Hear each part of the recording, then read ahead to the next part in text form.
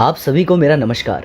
Video and तक देखना वरना बिना सोचे समझे आप लोग मुझे गालियां दोगे। मैं काफी समय से एक पुस्तक को लेकर परेशान था। नाम है मनुस्मृति। डॉक्टर भीमराव अंबेडकर जैसे इंटेलेक्चुअल ने इसे जलाया। कभी यूनिवर्सिटीज में इसे आज भी जलाया जाता है, कभी केबीसी में इस पर विवाद हो जाता है। तो मैंने सोचा एक बार पढ़ के देख ही लिया जाए कि ऐसा इसमें है क्या। पढ़ने के बाद मुझे लगा कि इतनी विवादित किताब कोई लिख भी कैसे सकता है।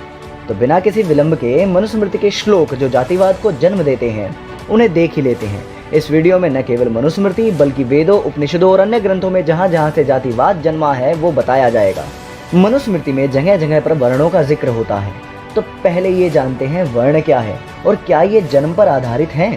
ऋग्वेद अध्याय 10 और यजुर्वेद अध्याय 31 में बताया जाता है कि जो व्यक्ति जिन जिन कर्मों का पालन करेगा वह उस वर्ण का अधिकारी होगा।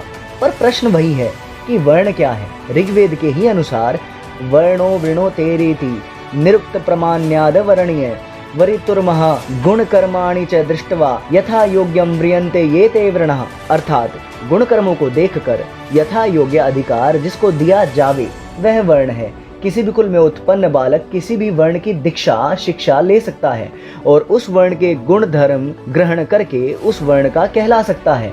देखा कितनी गलत बात है। बताओ भला, जन्म से वर्ण नहीं माना, कर्म से मान लिया, ये कोई बात हुई भला? ऐसे ही थोड़े हिंदू समाज को कड़वे वचन सुनने पड़ते हैं। मनुस्मृति में 4 वर्ण बताए गए हैं, ब्राह्मण, क्षत्रिय, वैश्य और शूद्र। सारा विवाद शूद्र वर्ण पे है। तो आइए देखते हैं शूद्र कौन है। उणादि सूत्र अध्याय 2 में लिखा है कि शूद्र है थू द्रवती आयु द्रवती, और लिखा है शूद्र है शोचनीय शोच्याम स्थितिमापन्नो वासो वयम साधुर अविद्यादि गुण सहितो मनुष्यो वा। अर्थात शूद्र वह व्यक्ति होता है जो किसी भी कुल में उत्पन्न होने के बाद भी अपनी अशिक्षा के कारण किसी उन्नत स्थिति को प्राप्त न कर पाया। तैत्तिरीय ब्राह्मण ग्रंथ अध्याय 3 के अनुसार अस्तो वा एष संभूयतो यत शूद्र है। अर्थात अशिक्षा से जिसकी स्थिति निम्न रह जाती है, जो केवल सेवा आदि कार्य कर सकते हैं, ऐसा अशिक्षित मनुष्य शूद्र होता है। अरे यहाँ तो शूद्र का मतलब अनएजुकेटेड हो गया ना। तो अब मनुस्मृति के अध्याय 1 के श्लोक 54 में ऐसे अनएजुकेटेड व्यक्ति की ड्यूटी धर्म बताया गया है। एकमेव ही शूद्रस्य प्रभु कर्म समादिशत एतेषामेव वर्णानाम शुश्रूषा मनसूयया। मतलब परमात्मा ने शूद्र वर्ण धारण करने वाले मनुष्य का एक ही कर्तव्य बताया है कि अन्य 4 वर्णों की सहायता करे, वो भी बिना ईर्ष्या निंदा के। तो आज भी अनएजुकेटेड व्यक्ति को हेल्पर ही बनाते हैं, डॉक्टर या इंजीनियर तो नहीं बनाते। ये तो बहुत गलत बात है ना। मनुस्मृति के अनुसार हर व्यक्ति जन्म से शूद्र होता है, पर ब्राह्मण, वैश्य और क्षत्रिय अपने कर्मों के आधार पर दोबारा जन्म लेते हैं, इसलिए इन्हें द्विज और शूद्र को एक जन्म वाला बोला जाता है। अब आप प्रमाण मांगोगे तो ये लो, मनुस्मृति अध्याय 10 कहता है द्विर्जायते इति द्विजः, और कहता है चतुर्थ एक जातिस्तु शूद्र है। चलो आगे बढ़ते हैं। मनुस्मृति अध्याय 2 का श्लोक 17 देखिए। आचार्य सत्वस्य याम जातिम विधिवद्वे दपारगः उत्पादयति सावित्रिया सा सत्या सा अजरामरा। मतलब वेदों में पारंगत आचार्य गायत्री मंत्र की दीक्षा पूर्वक उपनयन संस्कार द्वारा विद्यार्थी को वर्ण प्रदान करता है। वही वर्ण स्वीकार्य है। वह वर्ण जीवन में स्वयं द्वारा बदला नहीं जा सकता। नए वर्ण की शिक्षा दीक्षा प्राप्त करने के बाद ही उसे पुनः बदला जा सकता है। मतलब वर्ण फिक्स्ड नहीं थे। कितनी गलत बात है ये।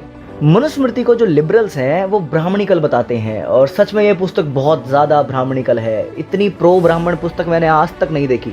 अध्याय 2 का श्लोक 106 देखिए। यथा काष्ठमयो हस्ति यथा चर्ममयो मृगः यश्च विप्रो अन्न धियान सत्रस्ते नाम बिभ्रति। अर्थात जैसे काठ का हाथी या चमड़े का मृग, वैसे ही बिना पड़ा हुआ द्विज यानी ब्राह्मण, वैश्य और क्षत्रिय है। मतलब बेसिकली नकली है।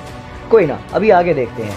सम्मानाद ब्राह्मणो नित्यमुद्विजेत विषादिव अमृतस्यैव चकांक्षेद मानस्य सर्वदा। ब्राह्मण के लिए सम्मान की इच्छा विष के समान हानिकारक है, और सम्मान की इच्छा ना करना अमृत के समान हितकारी है। मतलब अब ब्राह्मण बिना कुछ करे सम्मान भी नहीं ले सकता। अभी और सुनो। मनुस्मृति अध्याय 4 श्लोक 66 कहता है न वार्यपि प्रयच्छ एतु वेडालव्रति के द्विजे न बक्रव्रति के विप्रे नावेदे विधि धर्मवित।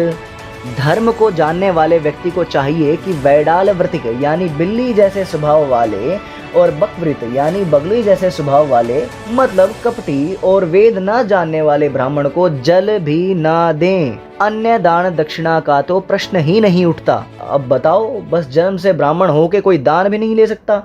कितनी प्रो ब्राह्मण बुक है ना ये।